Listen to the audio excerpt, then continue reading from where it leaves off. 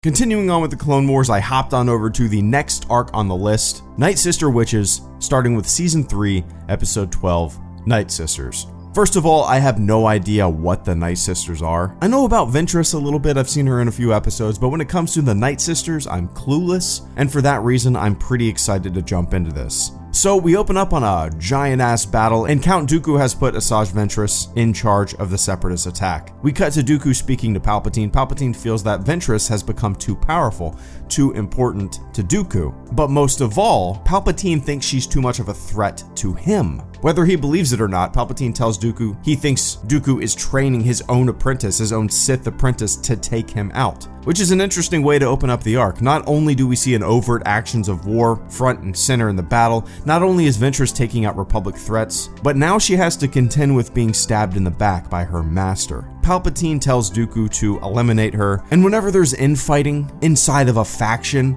or whenever we see Palpatine dictating and moving chess pieces to better protect himself, it's always fun. So we cut back to the big battle. Ventress is chasing Obi-Wan. Big explosions, lots of lasers. Obi-Wan is hit. Crash lands inside of a Separatist hangar. We see a hologram of Dooku talking to Ventress. He tells her she's no longer his apprentice, says, "Now you shall die." And well, shit, Dooku. Shit.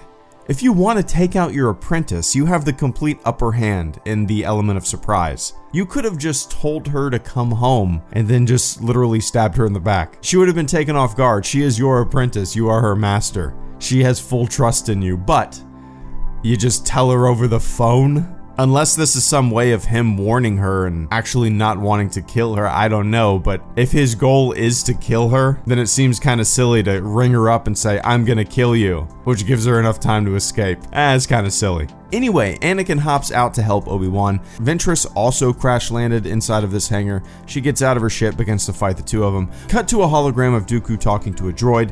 He tells the droid to fire on the command ship where the Jedi and Ventress are fighting, which will kill Ventress and destroy all the Separatist forces in the area. They begin to fire on their own ship as the Jedi and Ventress are continuing to fight. My favorite moment of this entire sequence is when a droid says something like, "That is correct. Plot a course to terminate inside of the hangar," or something like that. The droids are flying into the hangar with hopes of taking out the Jedi and Ventress. Well, maybe not hopes, maybe programs. I don't know. It was kind of a sad order. This droid following orders, programmed for loyalty above all else, is destroying himself and anyone on his ship and anyone on the other ship at the whim of Dooku.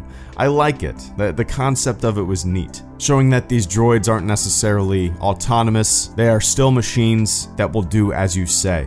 So Anakin and Obi-Wan escape, and so does Ventress.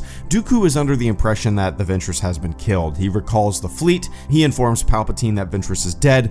We see her floating in a ship out in the void of space, unconscious, and she gets picked up by some pirates. She tells them to take her to Dathomir when they kind of chuckle at the idea. She kills them and flies herself. Ventress lands on Dathomir. I don't know what I was expecting when it came to the Night Sisters.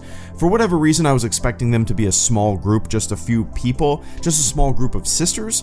But this looks like an entire colony, an entire society, which kind of surprised me for whatever reason. I'm curious how Ventress fits into this group. I'm sure we'll get some expository dialogue about that. Anyway, Ventress is injured. The Night Sisters perform some kind of ritual to aid her back to health, and during this ritual, she begins to have a flashback. The flashback scene was pretty powerful, my favorite thing in the episode. We see her upbringing. We see that she was given away by her mother to protect the entire colony. Her sacrifice, her leaving, saved everyone. Her master was killed. She was found by a Jedi Knight named Kai Narek, and he took her under his wing. He became her master, and then Kai Narek was killed. We then see her with Dooku. Dooku's telling her that he wants to show her the ways of the dark side. It's just a life of loss, a life of being passed around, not really able to control your own destiny. A life that has built up so much resentment and anger in her. I love seeing this backstory. Without this backstory, Ventress is just some kind of flat character. Without this information, she's just someone swinging two red lightsabers and has super cool face paint on. But the backstory definitely adds a lot. Despite her being an enemy to our heroes, we can sympathize with her. Whenever we're shown what motivates the bad guys, it makes them way more interesting. Ventress was taken from her family, passed from master to master, and ultimately betrayed by someone she trusted. Now, all of her training, all of her hate and rage will be focused on what last caused her pain. So Ventress wakes up, her mother is there. Her mom tells her that 2 fellow Night Sisters are the best warriors in the Covenant, and they're gonna help her destroy Count Dooku. We cut to a ritual, and I guess the Night Sisters made a potion of invisibility or something, and the mother gives them a poison dart. I don't know why, but this sequence, the hocus pocus, the magic potion, all that stuff, I'm not that big of a fan of. You guys know me, I usually like my Star Wars relatively grounded with a little sprinkle of wizardry, and this to me doesn't feel like Star Wars. It feels like something else. And I know that is 100% because I did not grow up with this. If I did grow up with this would have felt as much like Star Wars as the Cantina, but for me, it feels goofy as shit, and I could do without it. Feels more like a section in Skyrim. So we see the 3 Night Sisters land on a planet and begin to infiltrate and look for Count Dooku, all while being invisible. They're able to get into the room where Dooku is taking a little snooze. They hit him with a poison dart. He's unable to see, but he says, "I do not need my eyes to see you, Jedi." They begin to fight. Eventually, Dooku is down. They have him cornered. Dooku pops up and hits all 3 of them with lightning, launching them out the window, and the 3 Night Sisters fall, but they survive and they return to Dathomir.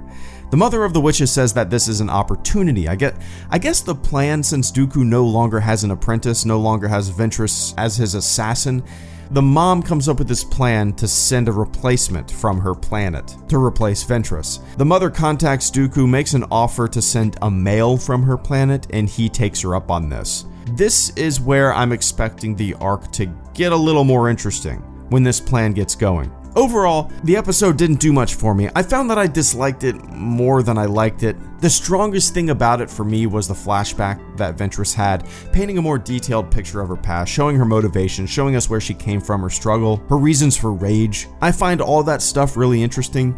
Everything else, the potions, the battle, the invisible lightsaber fight, none of it really held my attention that much. I didn't find it that interesting. But I have a lot of hope for this arc because of the way it ended, and the plot that will be hatched moving forward. I have no idea who the male will be that they send. I have no clue. Hell, it might be a character I've never even heard of, but I do have a guess. I mean, I know of a certain Zabrak who has been known to pop up from time to time. Hello, Greedo. Out.